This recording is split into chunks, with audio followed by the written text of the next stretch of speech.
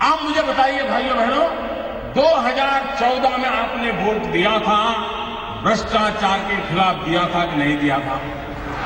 आप मुझे बताइए, आपने ये काम करने के लिए मुझे कहा था कि नहीं कहा था? काले धन के खिलाफ काम करने के लिए आपने मुझे कहा था कि नहीं कहा था? आपने मुझे कहा था तो मुझे करना चाहिए नहीं करना चाहिए?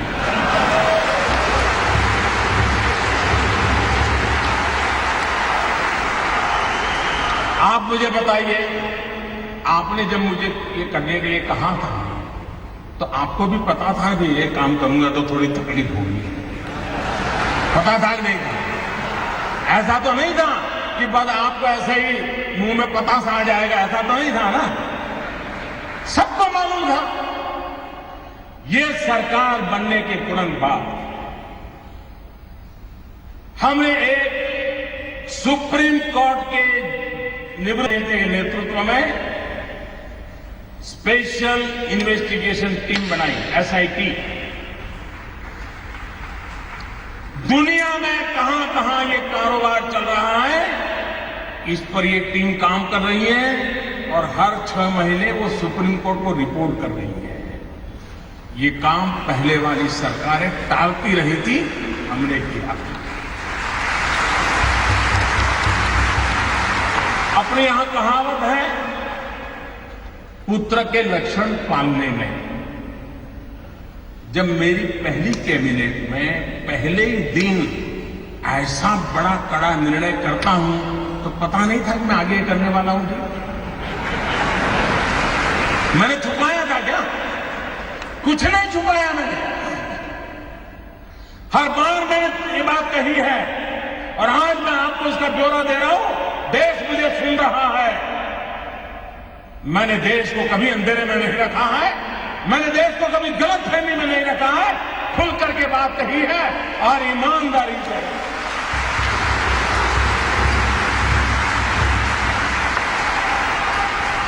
भाइयों बहनों,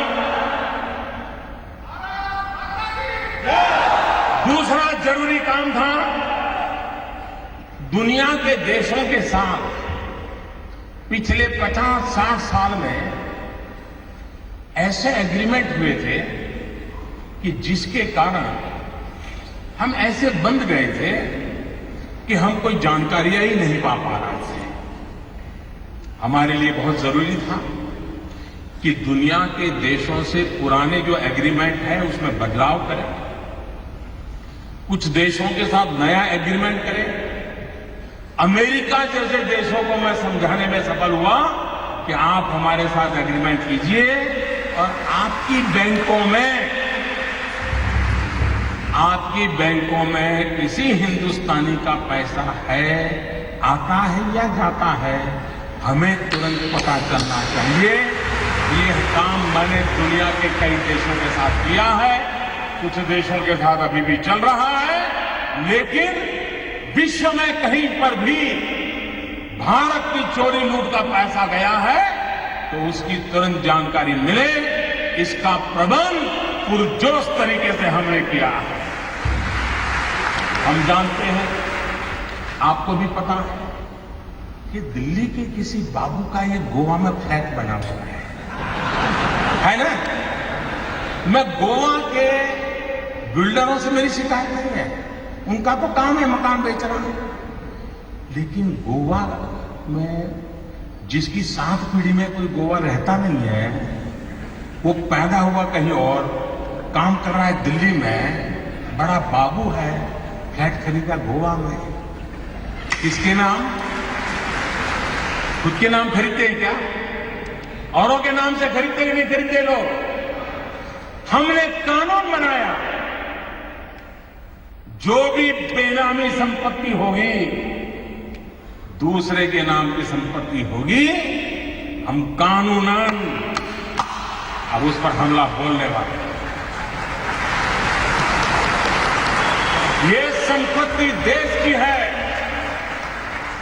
ये संपत्ति देश के गरीब की है और मेरी सरकार सिर्फ और सिर्फ देश में से गरीबों की मदद करना मेरा कर्तव्य मानती है और मैं उसको करके रहूंगा।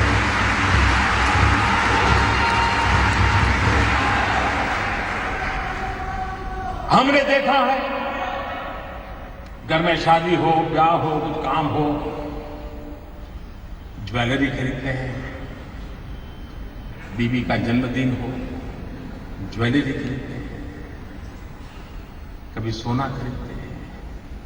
और ज्वेलर भी कोई बात नहीं, ले जाए साहब, थैला भर करके ले आइए, नहीं जाएंगे। न बिल देना, न लेना, न कोई हिसाब रखना, कुछ नहीं साहब। चल रहा था, नहीं चल रहा था, सब कैश चलता था, नहीं चलता था।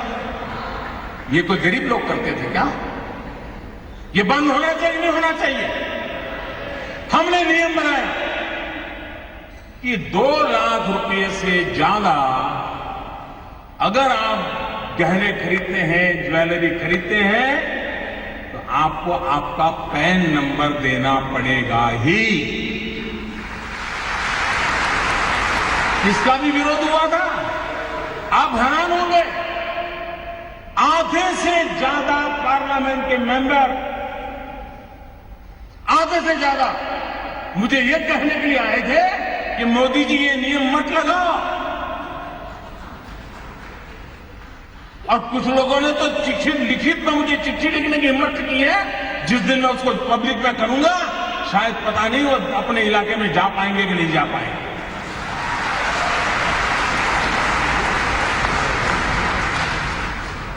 अगर आपके पास पैसे हैं, आप सोना जवेरात खरीदते हैं, हम इतना ही कहते हैं कि आपका जो इनकम टैक्स का पैन नंबर वो लिखवा दीजिए, पता तो चले कौन लेता है, पैसा कहां से आता है, कहां जाता है। भाइयों बहनों, ये 70 साल की बीमारी है और मुझे 17 महीने में मिटा नहीं।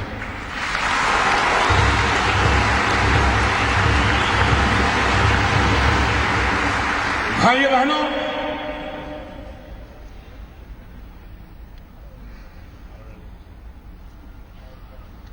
हमने एक और काम किया, पहले की सरकारों ने भी किया था। ये जो ज्वेलर्स है, क्योंकि ज्यादातर हमारे यहां सोना वगैरह की बात कर रहा, उन पर कोई एक्साइज ड्यूटी नहीं लगती थी। पहले सरकार ने लगाने की कोशिश की, बहुत कम लगाई थी, लेकिन सारे ज्वेलरों की संख्या बहुत कम है। एक गांव में 1-2 ही होते हैं, बड़े शहर में 50-100 होते हैं, लेकिन उनकी ताकत बड़ी गजब है साहब। अच्छे अच्छे एमपी उनकी जेब में होते हैं।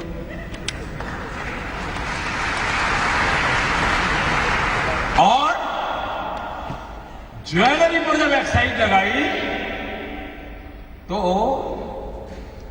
मेरे को इतना दबाव आया, एमपीओ का दबाव, डेलीगेशन, हमारे परिचित, साहब ये तो सब इनकम टैक्स वाले लूट लेंगे, ये तबाह कर देंगे, ऐसे ऐसे बताते थे। मैं भी डर गया, यार मैं ये करूंगा पता नहीं क्या हो जाएगा।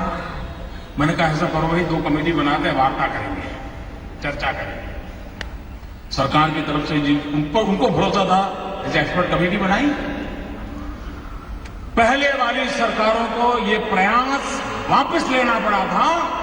साहब मैं ईमानदारी से देश चलाना चाहता हूं, मैंने वापस नहीं लिया।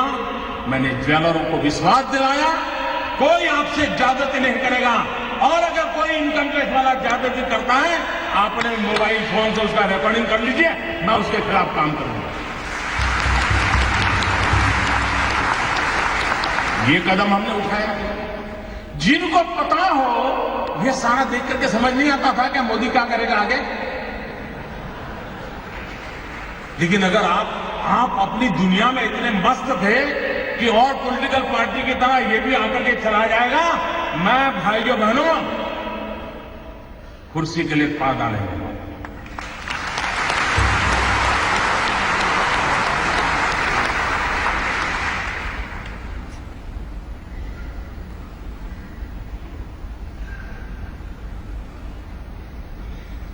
मेरे देशवासियों, मैंने घर,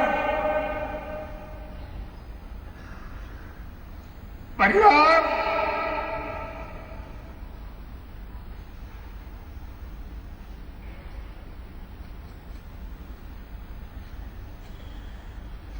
सब कुछ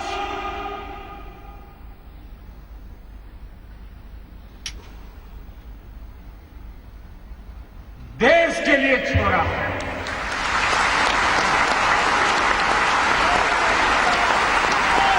मैं धीरे धीरे धीरे देश की आर्थिक तबीयत सुधारने के लिए अलग अलग दवाइयां दे रहा था। धीरे धीरे डोज बढ़ा रहा, मैं डोज धीरे धीरे बढ़ा रहा था। अब भाइयों बहनों, मेरे देश के गरीबों की अमीरी देखिए। मैंने तुमको कहा था, जीरो अमाउंट से आप खाता खोल सकते हैं। एक बार आपका बैंक में पैर आना चाहिए बस। ये आर्थिक व्यवस्था में कहीं आप भी होनी चाहिए। लेकिन मेरे देश के गरीबों की अमीरी देखिए दोस्तों। ये आज जो अमीर लोग रात को सो नहीं पाते हैं ना, गरीबों की अमीरी देखिए दोस्तों। मैंने तो कहा था कि जीरो रकम से आप बैंक अकाउंट खोल सकते हैं, लेकिन मेरे देश के गरीबों ने बैंकों में जनधन अकाउंट में 45,000 करोड़ रुपया जमा करवाया दोस्तों। 45,000।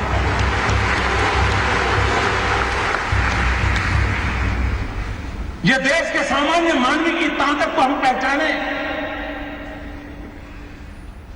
20 करोड़ परिवारों को रुपए काट दिया,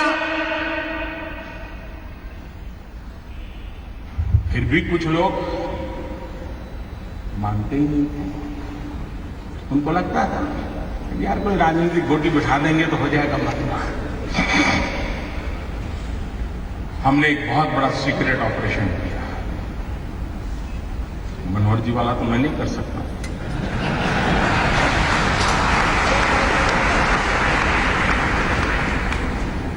महीने से काम पे लगा रहा, एक छोटी विश्वस्त टोली बनाई, क्योंकि इतनी नई नोटें छापना, नोटें पहुंचाना बड़ा कठिन, चीजें छिपाना बड़ा सीक्रेट रखना, वरना ये लोग ऐसे होते साहब, पता चल जाए तो साहब अपना कर लेंगे। और 8 तारीख रात 8 बजे देश का सितारा चमकाने के लिए एक नया कदम उठा लिया दोस्तों। और मैंने उस रात को भी कहा था कि इस निर्णय से तकलीफ होगी, असुविधा होगी, कठिनाइयां होगी, ये मैंने पहले दिन कहा। लेकिन भाइयों बहनों, मैं आज देश के उन करोड़ों लोगों के सामने सर झुकाता हूं कि सिनेमा के थिएटर पर लाइन लगाते हैं ना, वहां भी झगड़ा हो जाता है। मैं देख रहा हूं पिछले 4 दिन से हजारों लोग पैसों के लिए कतार खड़ा के गए हैं, लेकिन हर एक के मुंह से एक ही आवाज आ रही है कि ठीक है, मुसीबत हो रही है, तकलीफ हो रही है, पैर दुख रहे हैं, लेकिन देश का भला हो।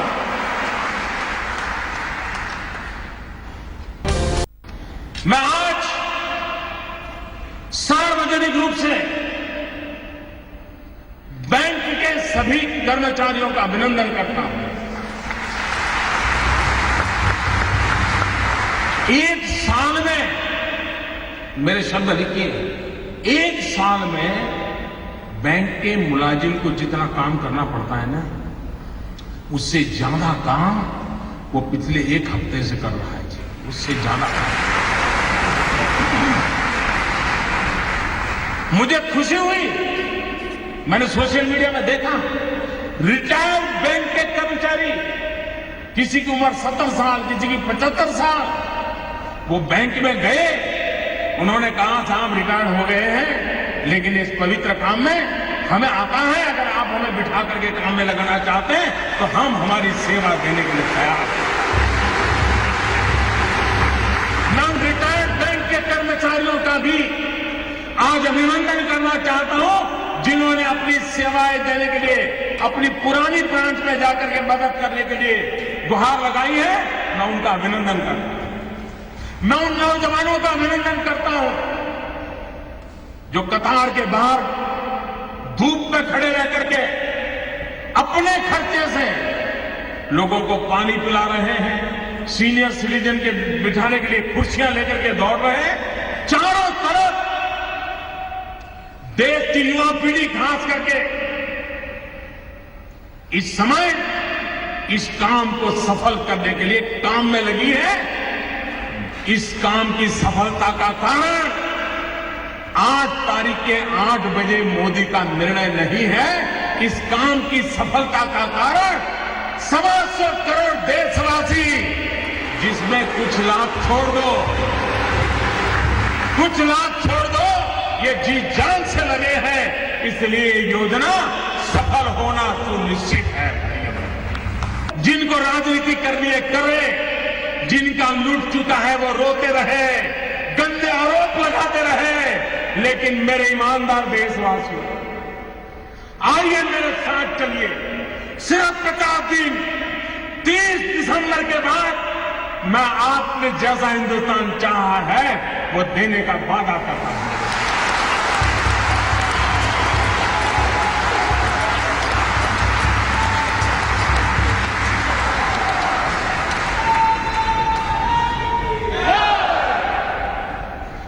मेरे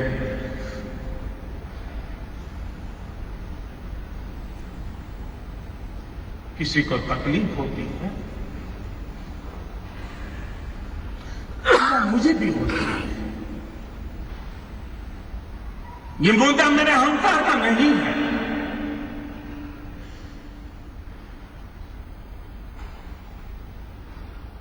भाइयों बहनों,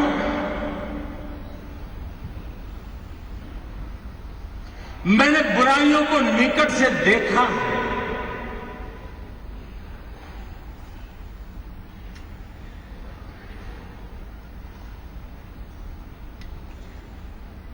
देशवासियों की तकलीफ समझता हूं,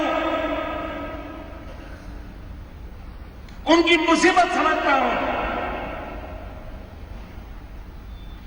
लेकिन ये कष्ट सिर्फ 50 दिन के लिए है।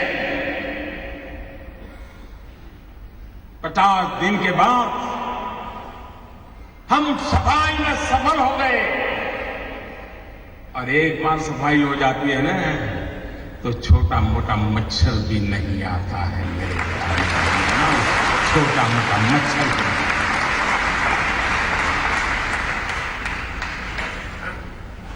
मुझे विश्वास है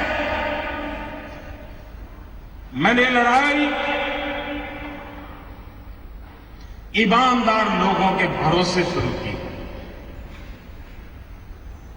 और ईमानदार लोगों की ताकत पर मुझे पूरा विश्वास है, पूरा यकीन है, पूरा भरोसा है।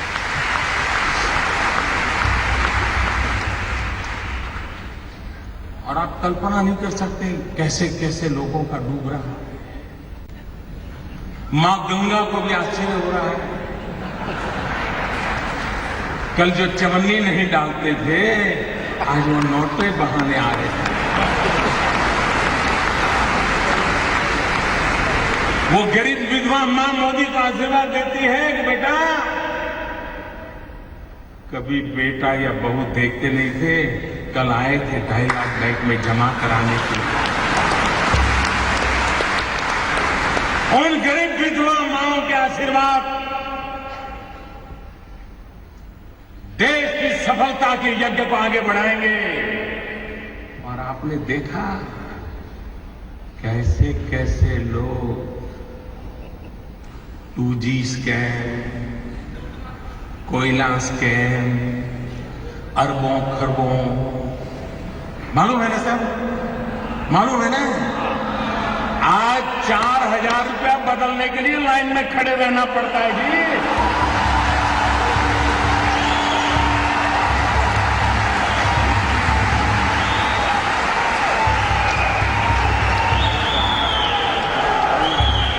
अरे 125 करोड़ देशवासियों का प्यार न होता, विश्वास सरकारें तो आती और चली जाती। मेरे भाइयों बहनों, ये देश अजरा अमर है, ये देश का भविष्य उज्जवल है। इस उज्जवल भविष्य के लिए कष्ट झेलना। भाइयों बहनों, ईमानदार को कोई तकलीफ नहीं है। कुछ लोग अपनी नोट कहते हैं, मुझे सच मालूम नहीं, लेकिन चर्चा चल रही है, कहते 450 में बेच रहा है, कोई 500 की नोट, कोई 300 में दे रहा है। मैं देशवासियों को कहता हूं, आपका 500 रुपये में से एक नया पैसा कदम करने की ताकत किसी की नहीं है। आपका 500 रुपया मतलब 499 एंड 100 पैसा पक्का।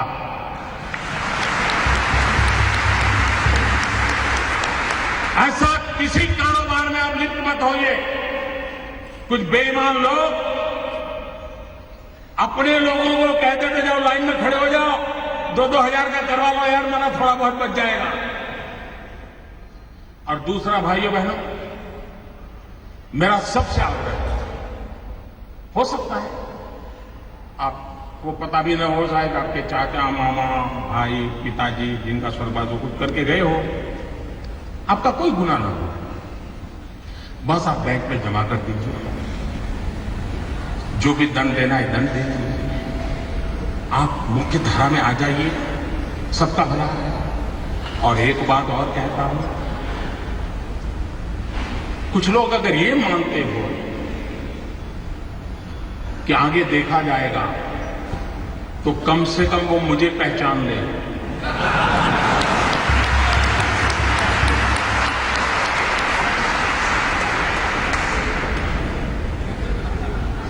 देश आजाद हुआ तब से अब तक का आपका कच्चा चिट्ठा मैं खोल दूंगा। जिनके पास ये बेईमानी का है वो मान के चले कागज का टुकड़ा है, वो ज्यादा कोशिश न करें,